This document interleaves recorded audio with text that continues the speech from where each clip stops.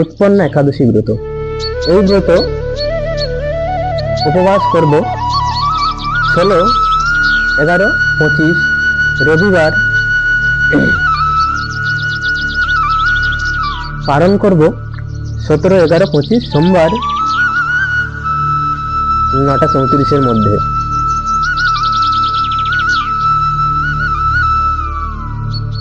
তো এখন আমরা ব্রত মাহাত্ম্য ওটা শ্রবণ করব। জয় জয় শ্রী রাধেশ্বর। এখন আমরা অগ্রহায়ণ কৃষ্ণপক্ষিয়া উৎপন্না একাদশী কথা শ্রবণ করব। কেশব মাস।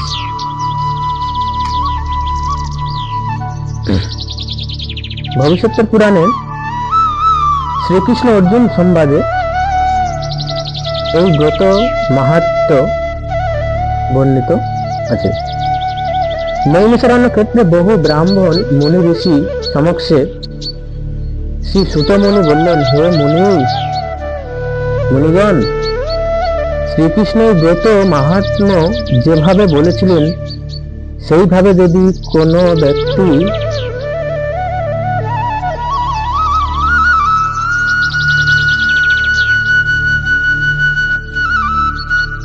শ্রদ্ধা ও ভক্তি সহকারে শ্রবণ, পাঠ ও পালন করেন, তার ইহলোক পরলোক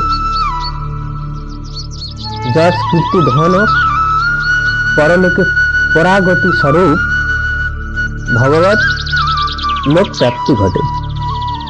একবার ধনুর্ধর অর্জুন জিজ্ঞাসা করলেন, হে জনার্দন, একাদশী ব্রত মহিমা কৃপা পূর্বক আমার নিকটে বর্ণনা করুন। শ্রী অর্জুন কৃষ্ণকে বলছেন, ভগবান কৃষ্ণকে বলছেন যে এই উৎপন্না একাদশী ব্রত কৃপা পূর্বক আমার কাছে বলুন। ভগবান শ্রীকৃষ্ণ বললেন, হে পার্থ, তুমি শ্রদ্ধাপূর্বক আমার কথা শ্রবণ করো। হেমন্ত ঋষি প্রারম্ভে অগ্রহায়ণ মাসে কৃষ্ণপক্ষিয়া একাদশী দিবসে শেষ ভাগে একবার ভোজন করলে নষ্ট ভোজন হয়। প্রাতকালে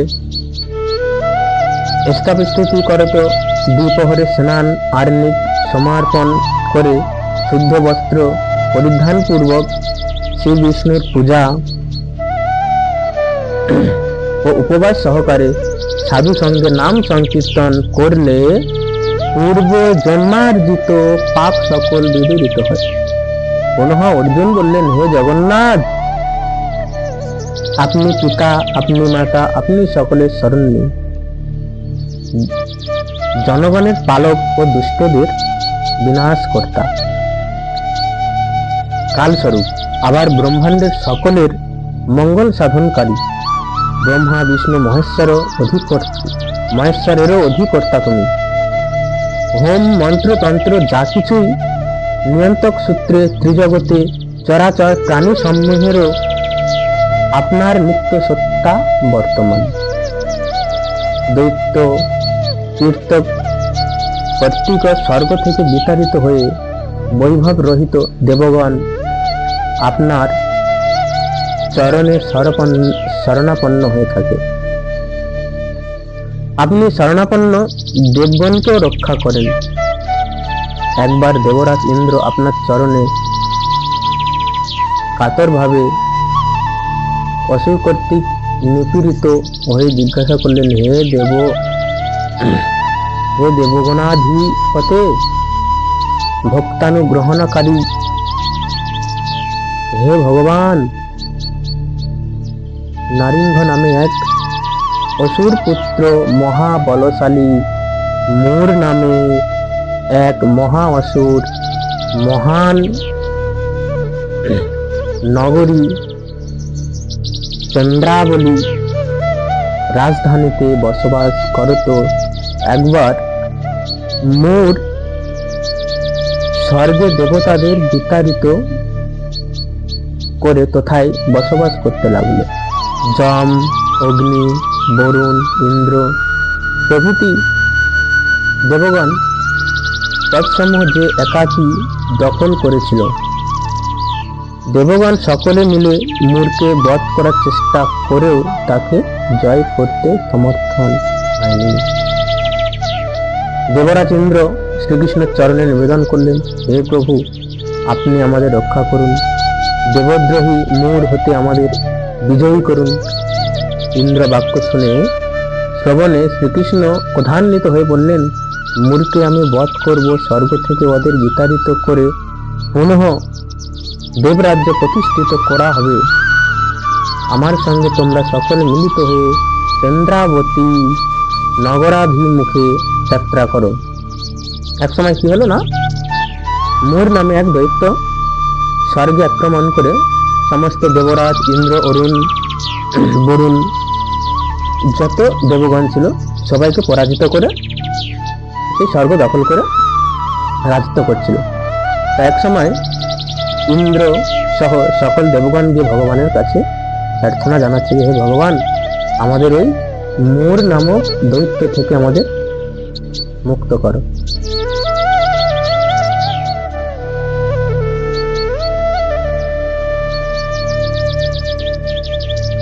এদিকে কোটি কোটি দেবগণের হুঙ্কার, অপরদিকে অসুরের গর্জন।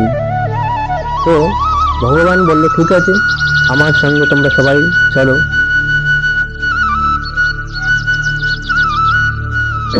সেই চন্দ্রাবতী নগরাভিমুখে গর্জন, ত্রিভুবন কম্পিত হতে লাগলো।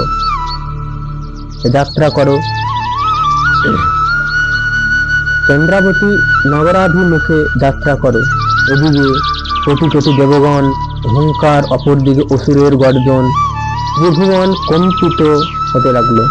অসুরদের প্রচন্ড প্রহারে দেবগণ ইতস্তত বিচরণ করতে লাগলো, কিন্তু ভগবান অসুরদের প্রতি ক্রোধান্বিত হয়ে একে একে সব অসুরগণকে পরাস্ত করেছিলেন। কিন্তু মূরকে সংহার করা ভগবানের পক্ষেও এক ভীষণ কঠিন হয়ে উঠেছিল।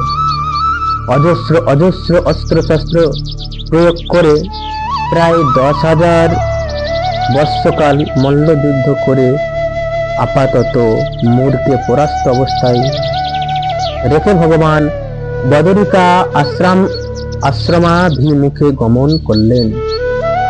মূর দৈত্য এতটাই বলশালী ছিল যে ভগবানও তাকে হারাতে অসমর্থ হচ্ছে। 10,000 বৎসর মূর দৈত্যের সাথে ভগবানের যুদ্ধ চলছে। এক সময় ভগবান তো অন্তর্যামী, তিনি কি করলেন না, মূর দৈত্যকে পরাস্ত করে সঙ্গে সঙ্গে কি করলেন না, বদরিকা আশ্রমে চলে গেলেন। সেখানে অতি অল্প সময়ে মূর তথায় নির্জন হেমাবতী নামনি এক গুহায় বিশ্রামের জন্য প্রবেশ করেন। অতি অল্প সময়ে মূর শয়নরত ভগবানকে বধ করার জন্য উদ্ধত হলে এমন সময় ভগবানের শয়ন অবস্থায় তার দিব্য শরীর হতে এক দীপ্তিময়ী কন্যা উৎপন্ন হয়ে দিব্য অস্ত্র দ্বারা সুসজ্জিত ওই দুষ্ট মূর নামক অসুরকে বধ করেছিলেন। তো ওই কি করলো, বদরিকা আশ্রমে যখন বদরিকা আশ্রমে হেমবতী নামনি এক গুহায় ভগবান শয়নরত অবস্থায় আছে, তখন মূর দৈত্য কি করলেন, তাকে বধ করার জন্য উদ্ধত হলো। তখন স্বয়ং ভগবানের শরীর থেকে দিব্য এক কন্যা উৎপন্ন হলো, অস্ত্র দ্বারা সুসজ্জিত, এবং মূর দৈত্য আর সেই কন্যার মধ্যে অনেক যুদ্ধ হতে থাকলো। এবং পরে ওই মূর দৈত্যকে সেই কন্যা হত্যা করলো, অসুরের বধ করেছিলেন।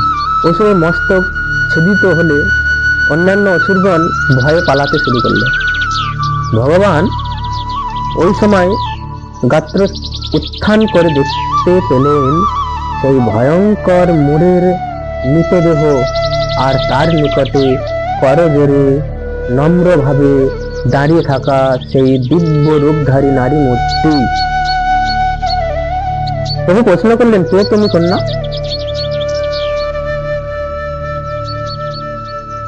কোথা হতে এসেছ? কন্যা বলল, আমি আপনার দেহ থেকে উৎপন্ন হয়েছি। আপনার ঘুমন্ত অবস্থায় ওই দৈত্য আপনাকে বধ করতে এসেছিল, আমি সেই জন্য ওকে বধ করেছি। ভগবান বললেন, হে দেবী, আমি তোমার প্রতি প্রসন্ন হয়েছি, তুমি আমার নিকট বর প্রার্থনা করো। তখন সেই কন্যা বর প্রার্থনা করার ভগবান বললেন, তুমি আমার পরাশক্তি এই একাদশীতে উৎপন্ন হয়েছ, সেহেতু তোমার নাম উৎপন্না রাখা হলো। যদি কেউ এই একাদশী পালন করে তবে সুমেরু তুল্য পাপ রাশি ধ্বংস হয়ে অক্ষয় বৈকুণ্ঠ ধাম প্রাপ্ত হয়। সেই দিন থেকে এই একাদশী ব্রত প্রচলিত আছে। এখানে তাহলে আমরা জানতে পারলাম যে উৎপন্না একাদশীর সৃষ্টি কোথা থেকে।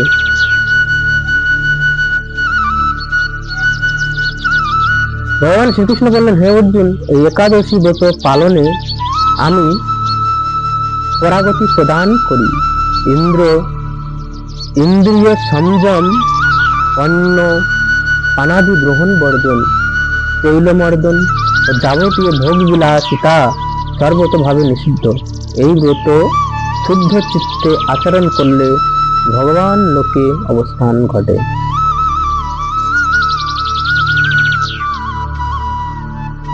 এই হচ্ছে আমাদের উৎপন্না একাদশী ব্রত কথা।